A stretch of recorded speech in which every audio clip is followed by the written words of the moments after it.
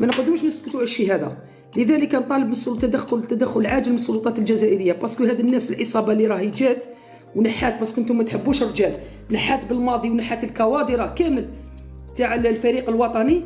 اليوم تمسخر بيا، جايبين لي السيد حاكمينه من وذنه، واش يهمو هذا الكوتش هذا؟ صحافه العار والاستحمار، صحافه الزيغو، صحافه الرخص اللي راه ضد الفريق الوطني وضد الشعب الجزائري، وحبوا يعفسوا علينا. بهدلتونا وضحكوا علينا في العديان. انا تغيظني بر المخزن يضحك عليا، يقول لك ينحوا في الرجال ويجيبونا في البراني. عنده الحق اللي قال لك. السلام عليكم ورحمة الله تعالى وبركاته. الأصدقاء ديالي، مرحبا بكم معنا في قناتنا وقناتكم ماروك توداي. الأصدقاء ديالي، إذا كنتي أول مرة كتشوف القناة ديالنا فما تبخاش علينا بواحد اللايك واشتراك في القناة وفعل داك زر الجرس باش ديما تكون من الأوائل اللي كيتوصلوا كل جديد ديالنا وبلا ما تقلب عليه. الأصدقاء ديالي، الفيديو ديال اليوم فيديو يستحق المشاهدة، حيث غادي نشوفوا صوفيا الجزائرية كتهضر على خسارة المنتخب الجزائري من بعد ما قالت لك أن سبب هذه الخسارة هذه ألا وهو فوزي القجع، والمنتخب الوطني المغربي هو السبب، والمخزن هو السبب باش خسر المنتخب الجزائري بهدفين مقابل هدف. الأصدقاء ديالي، خليكم مع الفيديو ديالنا تشوفوا بعينيكم، ونتلاقوا بعد نهاية الفيديو إن شاء الله. وما تنساوش خليونا الآراء ديالكم في أسفل التعليقات، وكثروا لنا من دوك اللايكات، وبارطاجيو الفيديو مع الأصدقاء ديالكم باش يوصل لجميع المغاربة أينما كان. الأصدقاء ديالي، كنشكركم بزاف على التفاعل ديالكم مؤخرا مع القناة ديالنا رغم قلة الفيديوهات. نتلاقاو بعد نهاية الفيديو ان شاء الله. ما نقدروش نسكتوا على الشيء هذا. لذلك نطالب تدخل عاجل من السلطات الجزائريه، باسكو هاد الناس العصابه اللي راهي جات ونحات، باسكو انتم ما تحبوش الرجال، نحات بالماضي ونحات الكوادر كامل تاع الفريق الوطني. اليوم تمسخر بيا، جايبين لي السيد حاكمينه من وذنه، واش يهمو هذا الكوتش هذا؟ صحافه العار والاستحمار، صحافه الزيغو، صحافه الرخص اللي راه ضد الفريق الوطني وضد الشعب الجزائري، وحبوا يعفسوا علينا. بهدلتونا وضحكوا علينا في العديان. انا تغيظني بر المخزن يضحك عليا، يقول لك ينحوا في الرجال ويجيبونا في البراني. عنده الحق اللي قال لك خبز الدار ياكلوا البراني. السيد يهمو 135,000 اورو. دراجي غير غطي وجهك، دراجي غير ما تزيدش توري وجهك، لا فيك ذره، لا فيك ذله تاع الرجوله، ما تزيدش توري وجهك. هاي عيني. شوف انت يا وجه العجوز يا بن شيخ يا المجلد. الخطه اللي راها دارت مع المخزن، باسكو هذو عملاء المخزن، ينحيو بالماضي ومن بعد يبداو ينحيو في لي جوار. المره الجايه ما تلقاوش ماندي وزيدوا ما تلقاوش بشيء. شوفوا راهم دايرين خطه مع المخزن، وهذا النرجسي تاع روراوه هو سبب هذه المشاكل كومبلي. هو اللي راه قاعد يدير في خطه مع الاقجع اللي حطه، هو اللي حط الاقجع، ويحط الجزائريين حط لنا الاقجع باش يتصرف كما يحب فيه، باش يضرب الجزائر. راه يضرب في الامن القومي، لان هذا الفوتبول. مساء الانوار، مشكور اخي وليد على الاستضافه. ان شاء الله نكونوا يعني ضياف خفاف عليكم ان شاء الله، وتكون حصه خفيفه. وفرح جدا يعني بزملائي يعني مهدي قاسم وفوزي موسوني، والله يوفقنا ان شاء الله. ان شاء الله. نبدا معك فوزي موسوني. نبداو اول تعليق على نتيجه ربما لم تكن منتظره امام منتخب غينيا. اكيد كنا نقولوا بالك مباراه تكون صعبه. شفنا الشوط الاول المنتخب الوطني ما قدرش يتحرر، شفنا كل الكرات كانت تلعب على الاطراف، ما شفناش هذيك الكره اللي تعودنا عليها مع المنتخب الوطني. بعد تلقي الهدف الاول صعبت المهمه، ولو انه كان تعديل بعد ذلك عن طريق بالرحمه، الا انه المنتخب الوطني لم ينجح في تحقيق الفوز في اول مباراه رسميه مع الناخب الوطني فلاديمير بيتكوفيتش. اولا كما يقول لك خيبه امل لكل الجزائريين. صح شفنا باللي التشكيله اللي دارها المدرب، اظن باللي ما شفناش اشياء اللي كما يقول لك خروج بالكره في وسط الميدان. ما شفناش وسط الميدان يصنع اللعب، يمد كرات المهاجمين، ما شفناش فرص باش نسجلوا اهداف. شفنا فريق يحب يستحوذ على الكره بدون خطوره، ما يروحش الامام. شفنا عده مساحات، خلينا بزاف المساحات للخصم. وشفنا باللي عندنا اشكال كبير في وسط الميدان، كيفاش الخروج بالكره، وتوجور كما يقول لك باش نجيبوا لا سوبيريورتي نيميريك مع لي زاتاكون. واظن باللي انا بالنسبه لي كيفاش وظف اللاعبين ابراهيمي انا ما نشوفوش في وسط الميدان ولا على الجهه اليمنى، نشوفوا على الجهه اليسرى. اظن باللي اليوم عندنا الوقت باش نفسروا مليح هذه المقابله. اظن باللي ما كناش في المقابله، كنا بالنسبه لي انا اوت وخيبه امل كبيره لهاد 3 نقاط اللي ضاعوا لنا، وان شاء الله ما تكونش مع اخر مباراه ما تكونش السبب ديالها الاقصاء ولا نروحوا لماتش باراج في هذا الكاليفيكاسيون تاع لا كوب دي موند. يعني انت لخصت كلش يعني فوزي موسوني كما قلت خيبه امل اكيد لكل متتبعي المنتخب الوطني. نولي لك قاسم مهدي منذ البدايه، منذ يعني شفنا المباراه كيف في الكواليس لم تكن راضيه على التشكيله التي اختارها بيتكوفيتش منذ البدايه، ولو انه دار عده تغييرات، 4 تغييرات حين نطرقوا لها مع بدايه الشوط الثاني، او 2 تغييرات مع بدايه الشوط الثاني وتغييرين 10 دقائق قبل نهايه المباراه. لا نظن انا وليد باللي حضرنا في كي كنا نشوفوا الماتش، انا قلت لك باللي ما كنتش راضي على ليكيب اللي دخلت في ديبي دو ماتش. ماشي راضي على ليكيب صح، ماشي راضي على لي بوست اللي باغ اكزومبل بنزيا سي با ان اليي، ما عندوش لي كاليتي تاع ان اليي، ما يقدرش يعطي لك هذيك لا بروفوندور ولا فيتيس ولا بيركوسيون في البوست اللي راهو. وابراهيمي سي اللي حاب يلعب كوتي غوش في بلاصه بالرحمه. شفنا لي ميم بروفيل سور لا لين تاع لي 3 ميليو اوفونسيف، ستادير كو ما عندناش واحد اللي كابابل يروح في لي زيسباس كيما عمورا ولا لي جوار اللي دخلوا شويه في لافان اللي عطاو لنا شويه لا بيركوسيون. ميم لافونسونت غويري سي با ان افونسونت اللي يلعب وحده ان بيفو، سي ان افونسونت اللي يدور على هو ان افونسونت دو بيفو. خاصه كنا نشوفوا بلي لا ديفونس تاع الغينيا اتليتيكمون مليح، فيزيكمون مليح، ما شفناش هذيك لامباكت فيزيك تاعنا اللي موالف نديروه، وفي لا فيفاسيتي في لا رياكسيون كانوا خير منا. نظن باللي كما قال الشيخ موسوني في الوسط الميدان زروكي وبن طالب، انا صافي مده باللي نحضر باللي سي 2 جوار اللي ما يقدروش يلعبوا كيف ابلا في زوج، سي با دو فري ميليو ريكوبيراتور. كاين واحد يلعب اون سنتينيل في البوست تاعو وواحد يلعب اون سنتينيل في البوست تاعو، ما تقدرش تلعب 2 سنتينيل ابلا دون اون ايكيب كيما هكذا.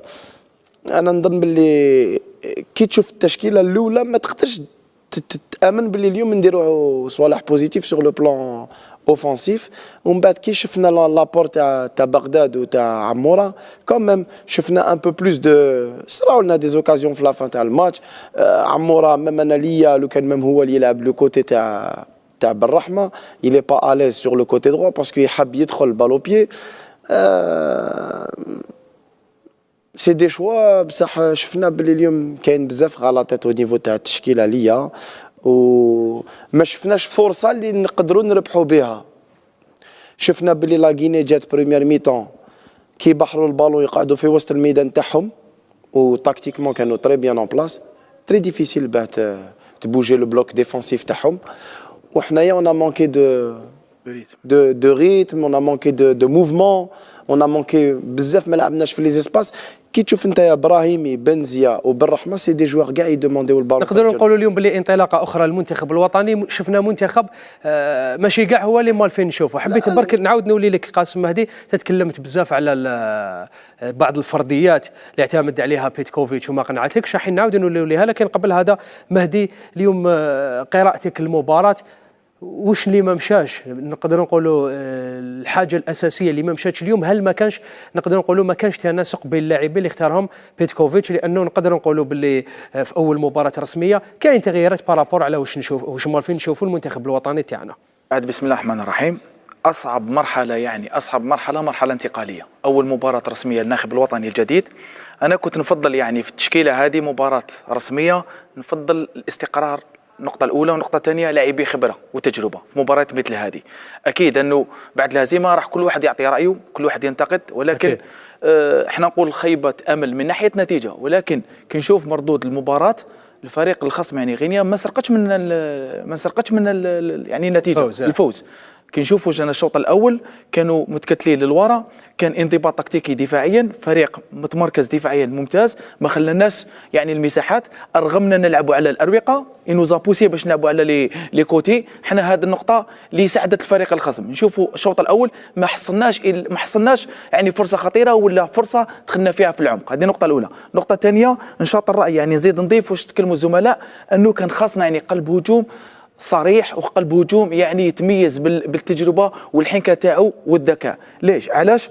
الشوط الثاني نفس الشيء، انه نقدروا نقولوا تقصد مثلا بغداد بونجاح اللي دخل في الشوط الثاني، انه انا لو كان دخلوا كاساسي منذ البدايه. انا نشوفه كان قادر يكون منذ البدايه. انا نفضل الاستقرار. علاش؟ اول مباراه للناخب، انه عنده الان ورشه عمل، هذا هو يعني مرحله انتقاليه، ولكن كاين بعض النقاط يروحوا لنا اليوم. مثلا خسرنا 3 نقاط مثل ما تفضل الكوتش فوزي، ما شاء الله ما نخلصوهاش غاليه. يعني بغض النظر على الاسماء، مهدي انت تشوف باللي الناخب الوطني جديد في اول مباراه رسميه مع المنتخب الوطني كان على الاقل يكثر، يعني يعتمد على الكوادر اللي تعودنا عليهم، اللي يعرفوا عندهم لي روبار تاعهم في المنتخب الوطني، على غرار بغداد بونجاح في قلب الهجوم بدون ذاك الاسماء، لانه اللي ما كانوش مستدعين كل واحد كي شاف القائمه، كل واحد كيف كان يتكلم عليها، كان ناقص لاعب فلاني لاعب فلاني. انا كنت نفضل انه لما يجي الاستقرار راح يربح الوقت، ويربح يعني اصلا تكون يعني ما نغيرش وجهه طريقه لعب المنتخب الوطني، وخاصه 3 نقاط جد مهمه في ارضيه ميداننا. خلاتنا اليوم بهزيمه يعني دخل شويه الشك. لما احنا كنا متلقين الهدف الاول الحمد لله رجعنا في النتيجه يعني دقيقتين 3 دقائق، بعد ما كناش ننتظروا انه كنا نبحث على هدف ثاني. حتى اليوم كنا نبحث عن النتيجه بغض النظر عن المردود، ولكن في الاخير يعني هزيمه اللي تخلينا يعني نطرح عده تساؤلات، والان علينا الا العمل والعمل باش نعاود نرجع الهيبه في المنتخب. جوستومون فوزي موسوني هو يقول باللي هزيمه تاع اليوم دخل الشك. صحيح انه بيتكوفيتش مطالب بالتدارك في المباراه المقبله والمباريات المقبله، خاصه امام مباراه اوغندا. هل تشوف انت تشاطر الراي فوزي موسوني لما يقول لك تدخل الشك، ولا نقدر نقولوا مباراه اليوم نطويوها وننساوها؟ الشك يقدر يدخل لك، بيان سور يقدر يدخل الشك. دوك المشكل لازم تجيب نقاط على خارج يعني اوريزمون بيتكوفيتش بدا هارب 6 نقاط كما يقول لك بيتكوفيتش جا لقى 6 نقاط، ماشي هو اللي جابهم. اليوم بيتكوفيتش جا لقى الفريق ب6 نقاط، لازم يحصد نقاط واحد اخرين. لو كان يربح 2 مقابلات بهذه المقابله، لو كان يربح هذه المقابله بمقابله واحده اخرى بالك يكون ب 12 نقطه، يكون في اريحيه. اظن باللي اليوم لاعبين اليوم بيتكوفيتش ولا ما يعرفش اللاعبين تاعنا. كاين نغيز، كاين ناس اللي راهي في هذا المنتخب اللي قعدوا اللي يعرفوا الاخر. تقول شكون المهاجم؟ كاين تقارير يخدم عليها. كاين مهاجم صريح وهو بونجاح، ومعاه بقرار. لاعب بونجاح ولا بقرار كي تحب تلعب ب2 مهاجمين. يعني اسمح لي موسوني نحملوا نغيز اليوم مسؤوليه كبير من المسؤوليه. انا ما نحملش نغيز ولا مدرب اللي راهو مع بيتكوفيتش، بصح المهاجمين اللي يكونوا صراحه هما اللي نلعبوهم في المنصب ديالهم. بنزيه وقويري على بالنا بالله سيدي لنا في دمي سي با دي زافون سونتر، على بالنا كيفاش على سي با دي زيلي، على بالنا كيفاش قويري في ليون ولا في ايران، وعلى بالنا بنزيه في ليون كيفاش كان يلعب.